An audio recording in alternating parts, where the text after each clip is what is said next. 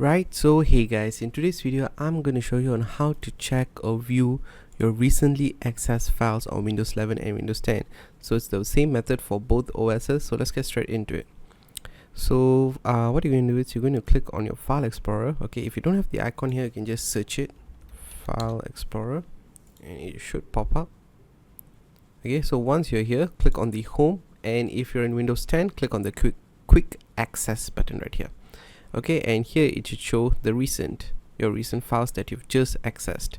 Okay, since I never accessed any other files, so it didn't show anything here. But if you've accessed multiple files, all the files will be showed here. And to remove them, you can just right click and just remove it. Just right click on the file and just remove it. So that's all for this video, guys. I hope it helped, and yeah, thanks for watching, folks.